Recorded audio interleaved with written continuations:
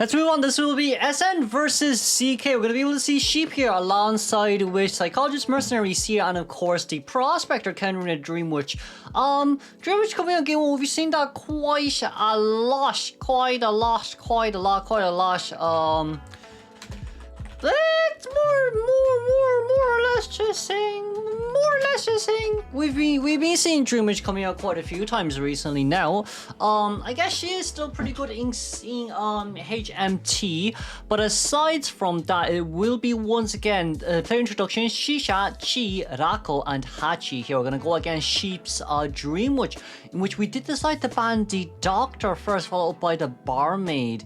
I guess we wanted to go IV, but in this case scenario, maybe it wouldn't be for the best. But then like going Dream Witch against Psychologist also isn't that much of a good option as well. I feel like they probably do know there's a Dream Witch on the team, which is why they're gonna go hardcore Dream Witch. So like in that case scenario, you did have a 50-50 scenario in going with either Dream Witch or the Ivy, but I guess in this case scenario, we're gonna go Dreamy instead, and then we're gonna be able to move on towards the game as Chi is gonna be right in front of us. Psycho,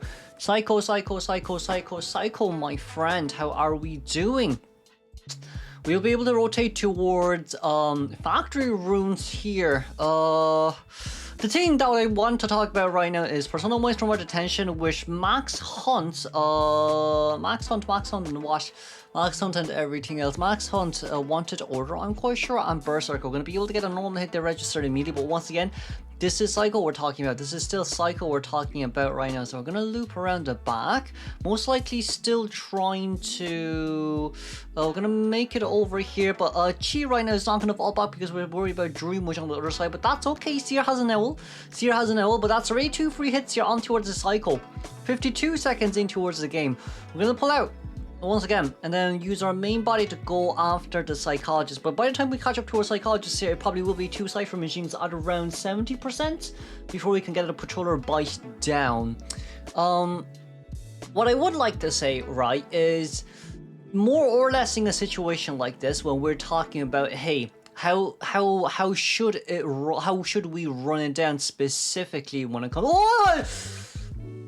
Oh!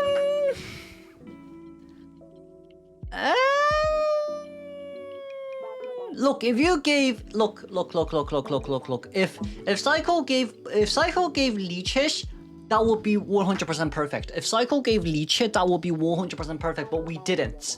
And it was a Terror Shock hit then, which means 1 hit left and towards max presence. We can leech on towards Mercenary here, really need to do so, but that's going to be 1 ill pat. That's a Owl coming out here, but that's a 30% regen, and of course a second hit already registered. Here on towards Merc, we're going to go back, double down situation. We hit the chair a little bit too not panicky, but bit too hasty there, Sheep. We want to try guarantee the hit instead of hitting the chair. For Mercer right now, yes, it is a little bit of a tight situation for him, but okay, he doesn't have any elbow pads left. He does not have any elbow pads left. Okay, this is better than I thought it would be. This is actually better than I thought it would be. He does not have... I thought he still would have 1. No, he used 1 to get in and another 1 to get towards the chair. He used his third 1 to get out. Right. I completely forgot about it, but that's 4 hits on the Mercenary, by the way, within 20 seconds. 20 seconds, 4 hits as a Dream, which is absolutely cracked. Right, with the leech here on towards Merc, we do know that there is a Prospector in middle in which we can see where his footprints are coming from. But like, what's good about this for Sheep right now is not only are we gonna force Seer to come into rescue, if Prozzy decides to come in right after he rescues the Psychologist, then it's still a double down situation for them, which is why Seer now has to leave Cypher Machine in order for us to get in. We're going to be able to register to hit on towards Prozzy right there. With the pushback, it's not going to matter much. Sheep is going to stand right next towards our Merc. Meanwhile, Seer is also on his way in. It's another sandwich situation here. We just have to be very careful in not allowing Psychologist Leech to be deleached. Right now we do have Blink. We're going to be able to Blink open here immediately, and the Seer once again rendered useless for this rescue. We're going to be able to get a leech on towards Seer. And for the Psycho here, yes, we do see where Psycho is alongside with the Prospector, who are both who did manage to actually deleach on time. But with this deleach, Psycho isn't going to be healed on time, which is a tiny bit unfortunate from my point of view, but we are able to rotate out just a little bit more. Seer there, getting rid of his getting rid of his follower. And we're 40 seconds left on the clock for Dash Leech to be eliminated, but also at the same time we're still trying to look around. Mercenary has been eliminated. There is a psychologist on the field who will get eliminated as well, and we aren't even, we're 3 cipher machines done. We're 3 cipher machines and maybe 30% extra cipher machine done, but like this isn't going to be enough for a tie game or even a one-man escape game here, sadly. I do think from Mercenary's point of view, maybe coming in from factory would have been a better, would have been a wiser choice, especially with the fact that you can at least counter patrollers bite there as well. You know, we did get a pushback, but the flywheel we used a bit too early. I guess for Dreamers right there, we did predict that really well.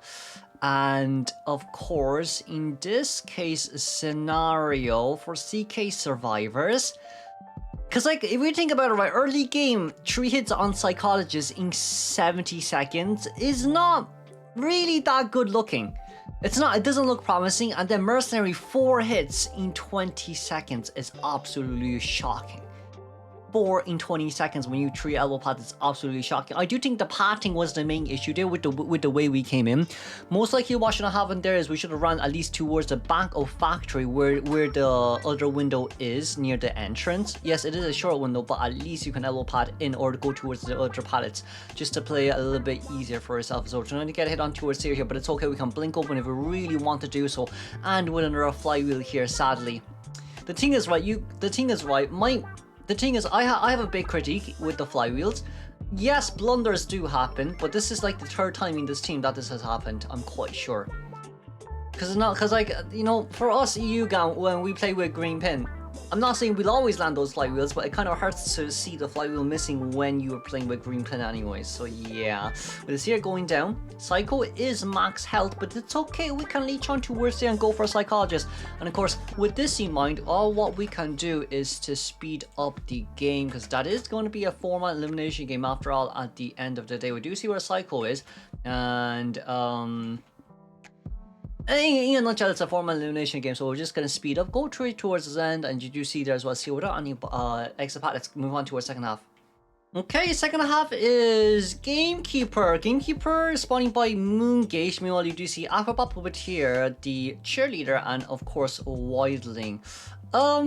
It's not a bad, well, I would... the main critique here will be the map. Playing Gamekeeper in a map like this is a little bit hard, especially when you're not a max presence, but pre-introduction will be Kaioke is ZX, Legend, and 77 here as Puppeteer, Acrobat, Wildling, and Cheerleader. We're going to be able to see Canning coming out as GK, playing against this team with the bands of Seer, Antiquarian, Coordinator, and of course that entomologist. In a sense, what I would like to say, well, Survivor should be able to at least get a woman. Well, they will be able to get at least a tie. For Gamekeeper round 1, he's not really the strongest, and also it's on this map too, which is something that is more or less of saying, look, if you go into factory and you stop putting down traps, we can hear you, and let's just rotate towards factory ruins. That's kind of like the thought process there on that as well. We're going to lock middle this time. Meanwhile, failing the hook early game is not very good. We're 2 survivors in factory ruins. We do see where Puppeteer is, but also Acrobat being a little bit further away as well. That's going to be the first hook hooking in. And of course, with the second hook, you wouldn't be able to really jump out there, as we do decide to pull down a trap. I mean, I'm quite sure for ZX right here, we're not going to do anything about it, but also at the same time, that's going to be distance pulled in. We do have a, we do have a hook here left to use, but thankfully it's not a torn hook. That's a hook, yeah. You most likely should have the, okay, GG's. Okay, GG's.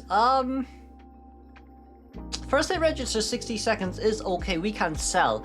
Acrobat might have used 2 balls, but we can still sell. Blink is ready. We're not going to blink out just yet. We're still looking around here just for a little bit longer. There is a snowball on our hands. We're going to be able to get a hook right here. We should not jump the ball. Okay, that is fine.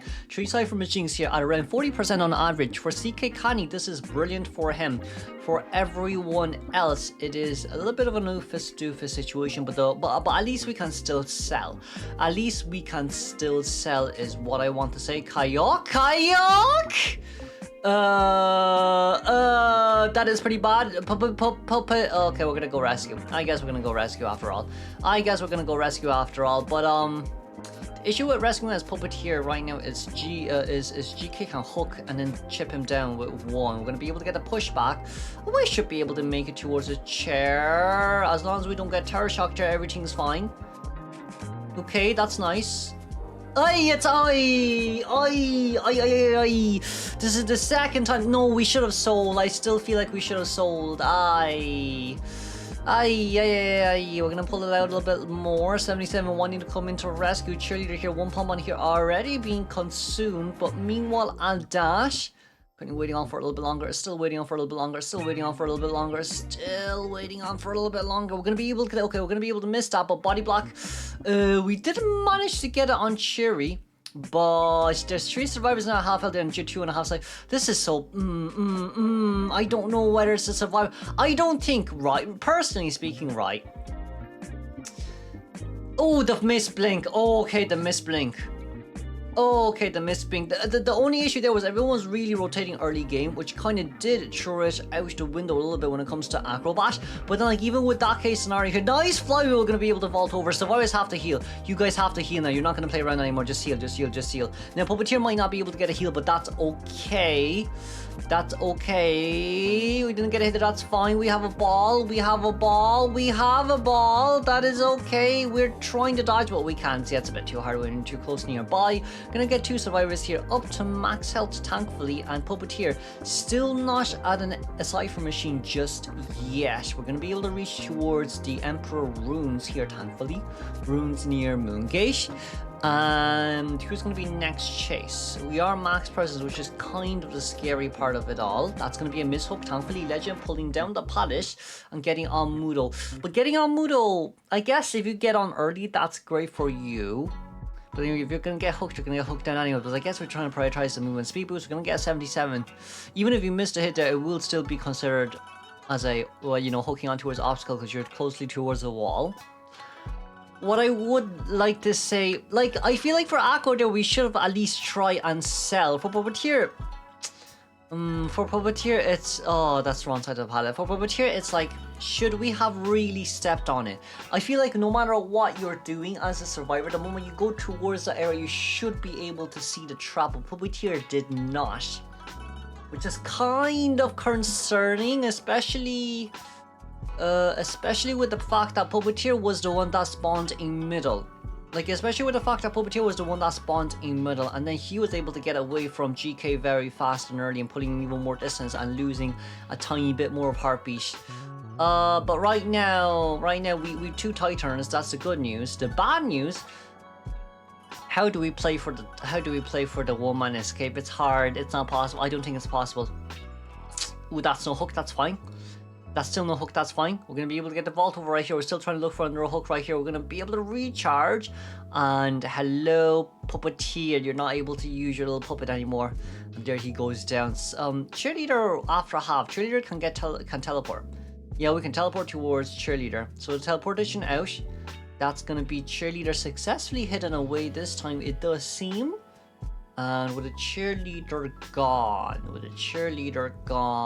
Whiteling, 12 seconds left until 4 is ready. But even so, 8-second recharge time for GK. That's going to be immediate cooldown refresh. And yeah.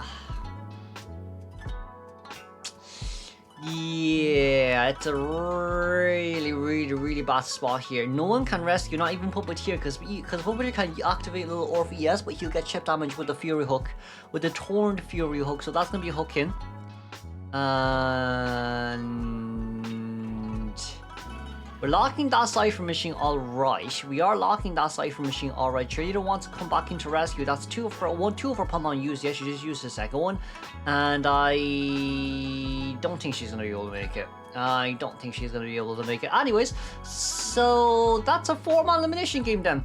Because Cheerleader's after half rescue, and unless Kawanaka is going to be able to Fury Hook Kawanaka is going to be able to flywheel the hook. I don't even think it matters. You need to damage it. It could be considered. This does look like a 4-man eliminating game right now. From both Hunter's side, 4-man eliminating. I don't know, SN Survivor doesn't really look that good. Like, to be honest with you, HMT Survivor doesn't really look that good, ever. They've not, like, Southeast Asia Survivors are better than theirs. Southeast Asia Survivors are better than theirs. But let's congratulate the 4-man elimination here for Connie as well. Moving on to game 2.